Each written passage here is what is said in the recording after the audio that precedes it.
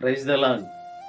ప్రభు అనేకమైన వాగ్దానాలు మనకివ్వడానికి గల ఏకైక కారణం, ఆయన మనలను ఏర్పరచుకోవడానికి, మన జీవితాల్లో ప్రభు రావడానికి గల ఏకైక కారణం, దేవుని సన్నిధిలో మనమందరం కూడా సమస్తమైనటువంటి కల్మషము నుండి పవిత్రులుగా జీవించాలని.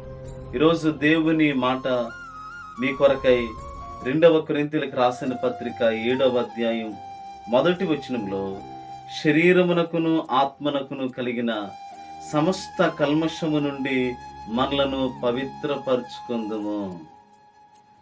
దేవుని వాగ్దానం, సమస్త కల్మషము నుండి మిమ్ములను మీరు పవిత్రపరచుకోవాలని.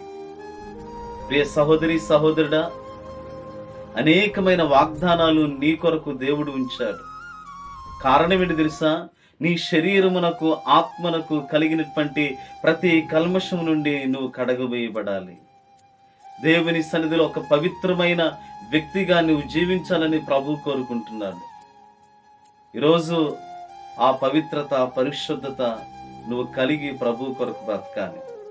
అనేక వాగ్దానాలు దీని కొరకై పరిపూర్ణతలోనికి నేను నడిపించి, స్థిరపరిచి, బలపరచడానికి, నీ సమస్త పాపమును కడిగివేయడానికి ఆయన సమర్థుడైన దేవుడు అలాంటి పవిత్రమైన మనస్సును, హృదయాన్ని మీ అందరికీ కలుగు చేయనుగాక. Amen. God bless you all. దేవుడు మిమ్మలను దీవించునుగాక.